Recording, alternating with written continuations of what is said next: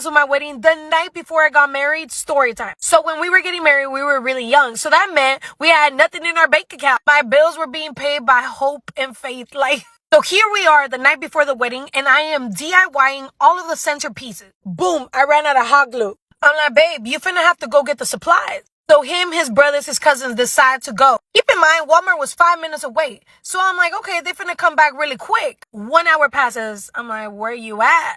2 hours pass, and now I'm getting worried. I'm blowing up his phone, calling him, and he not answering. Then I realize his phone is in my house. So now I'm worried, and I'm like, okay, let me see if I can communicate with somebody. And then I see all of his cousins and brothers have me blocked on social media. I'm not no FBI investigator, but when people do that, it's because they hiding something. It's like 2:30 in the morning, and this dude finally shows up.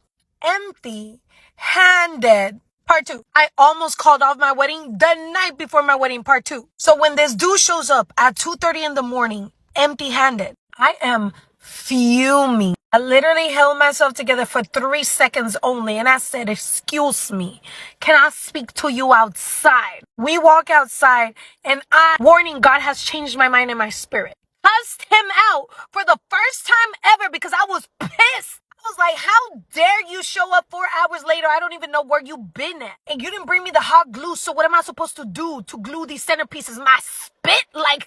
I'm like, is this a foreshadow of what our marriage is going to be? When I need you, are you not going to be there for me?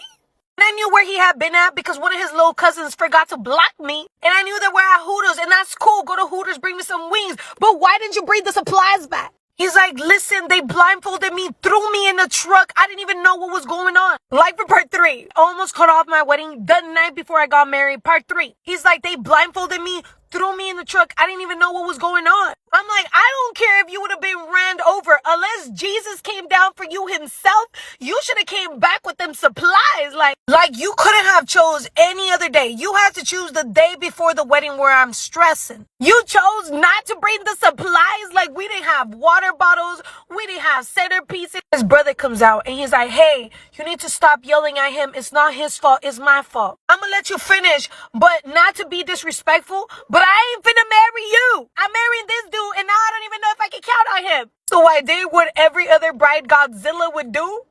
I was like, you better pray that I show up tomorrow to the altar because I'm so pissed and I don't know if I want to get married to you. I was about to call off my wedding the night before my wedding, part 4. This is the last part. So I literally look at him and I'm like, you better pray that I show up to that altar in the morning because right now I don't feel like I want to marry you. I said all that because I was like, this dude is lying. There ain't no way they blindfolded him, threw him in the truck, and he didn't know. He told me he couldn't sleep all that night. Good for him, though. And to make matters worse, somebody comes outside and is like, this is why everything should have been ready a week ago. So when we came, we could have just spent time with Jacob because people traveled here for the wedding.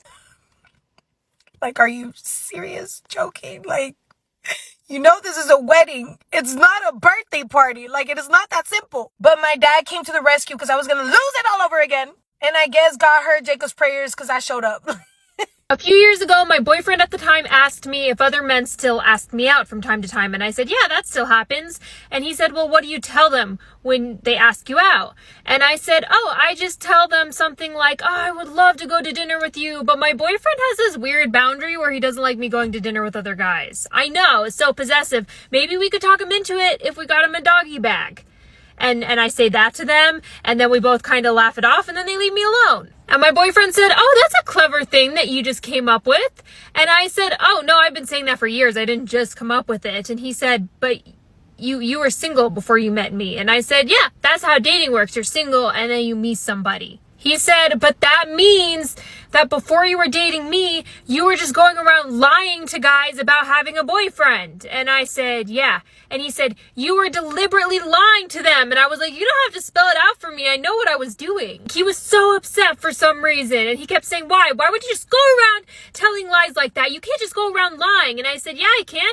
I do it all the time. Because when you're a little girl, you're taught that you're responsible for helping manage men's emotions on account of how emotional emotional and violent they can be sometimes. So it's easier to say I have a boyfriend than to say something like, no, I don't want to go out with you because you're ugly and scary and you grabbed my arm while I was trying to go to the bathroom out of Wendy's, and that really creeped me out, and I'm gonna pepper spray you in the face if you don't let go in 10 seconds. He was so mad still. He was like, you can't just lie. You can't be so comfortable just lying to men about this. And I said, I don't know what the problem is. I don't lie to you in our relationship, except for the one time I was off shopping for your birthday present, which, by the way, worst lie I've ever told in my life, because he called me up on a Saturday morning and he said, hey, let's hang out. And I was like, oh, I can't hang out today because I'm deep cleaning the kitchen.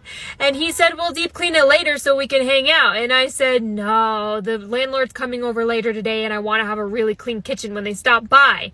And he said, well, then I'll come help you because that way you'll have a clean kitchen faster and then we can hang out. And I was like, no, I'm really embarrassed about how dirty the inside of the oven is. And he said, I've seen the inside of an oven. It's not going to be that bad. Finally, I was like, listen, the reason I don't want you to come over is because my roommates get really jealous, because not all of them have boyfriends. And when you hang out, that makes them sad. And so it'd be better if you just didn't come over. And he was like, oh, okay, well, text me when you're done deep cleaning the kitchen. I was at the store. He would not let it go no matter how many times I tried to explain it to him. He was like, you can't just go around lying to men and pretending to have boyfriends. And I was like, I can and I will. And let me tell you something. If you're this upset about women pretending to have boyfriends, you're going to be really upset when you find out what other things we pretend to have.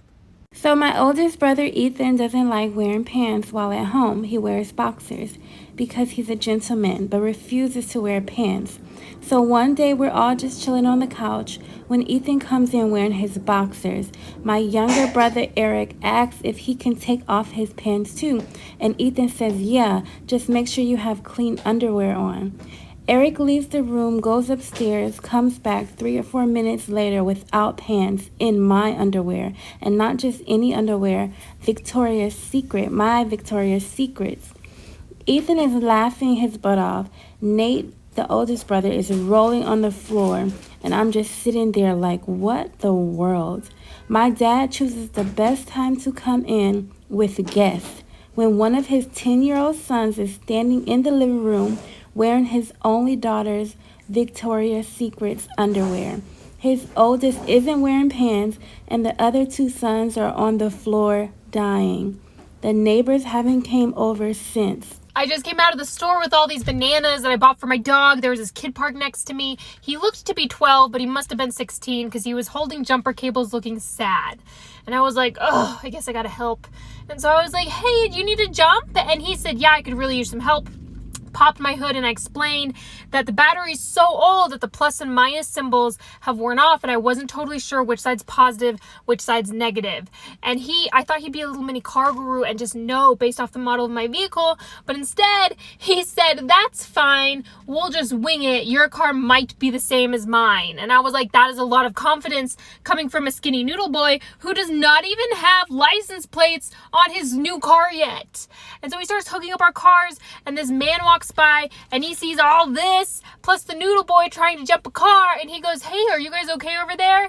And noodle boy says yes. And I was like, no, we're not, we're just a couple of idiots with jumper cables and bananas.